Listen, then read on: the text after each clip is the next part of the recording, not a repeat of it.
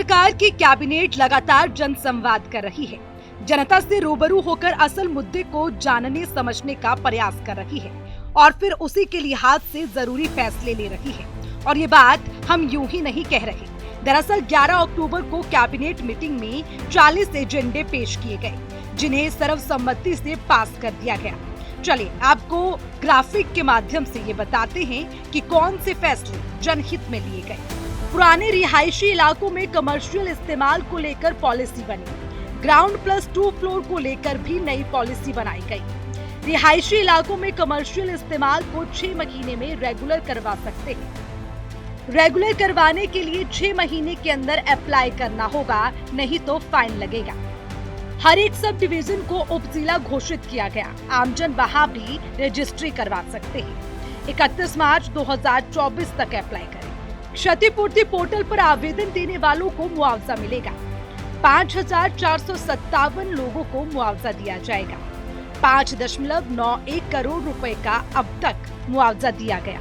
कपास की खेती में गुलाबी सुंडी से हुए नुकसान के लिए 31 अक्टूबर तक पोर्टल खुला रहेगा।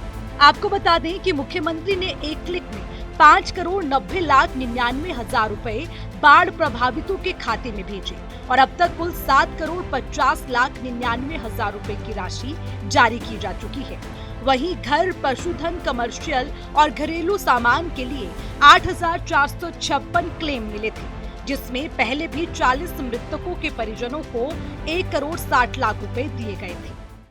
इस प्रकार के जो टाउन कंट्री प्लानिंग लाइसेंस दिए हुए हैं, जिनको ऐसी प्लान्ड जो कुछ कॉलोनी है उनको छोड़कर अनप्लान्ड जो क्षेत्र था कोर एरिया, उसमें रेजिडेंशियल को कमर्शियल कर लिया। उदाहरण के लिए मालटाउन पानीपत हम देखते हैं, उदाहरण के लिए मालटाउन रोहतक देखते हैं, उदाहरण के लिए करनाल में कुंजपरा रोड का एरिया जो सब देखते हैं। तो ऐसे रेजिडेंशियल एरियाज में बड़े बड़े मॉल सब कुछ बन गए हैं। इन सबको रेगुलराइज करने की पॉलिसी हमने बनाई है और उसका भी तय किया है कि वो जो कॉलोनी है कम से कम 50 साल पहले बनी हुई हो। ऐसे 50 साल पहले के जो आवासीय भूखंड हैं उन पर ऐसे जो भी एरिया है उसको हमने कमर्शियल करने का भी तय कर लिया। अगर किसी ने अपने प्लॉट को डिवाइड भी कर लिया है तो ऐसे डिवाइडेड प्लॉट्स को भी हम कमर्शियल करने के लिए जो एरिया वो चाहेंगे अप्लाई करेंगे उसको हम दे देंगे। और इसका भी हमने कोई तिथि तय की है क्या कि कब तक अप्लाई करेंगे? सर 6 महीने।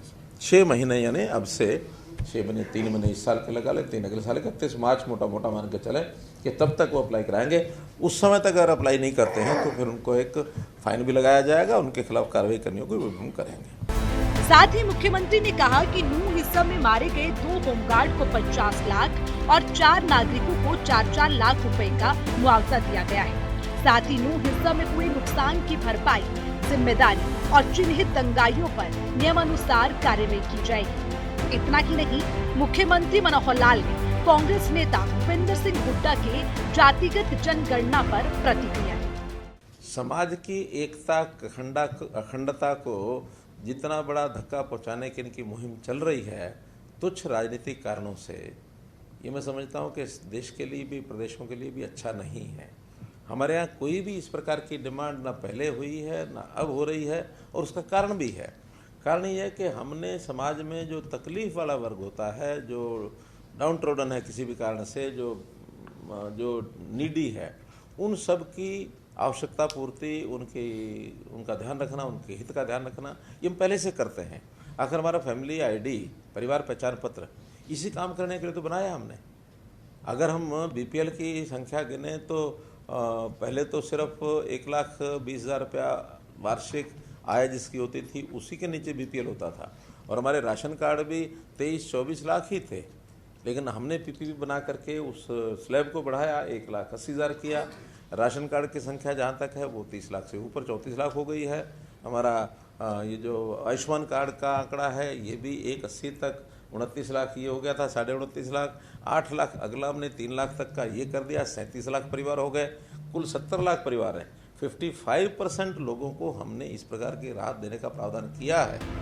बहरहाल लगातार एक के बाद एक जनहित में लिए जा रहे फैसलों से प्रदेश की जनता जरूर राहत की सांस लेगी। वहीं जैसे जैसे चुनाव नजदीक आते जाएंगे, पक्ष और विपक्ष में आरोप प्रत्यारोप का दौर भी चलता रहेगा।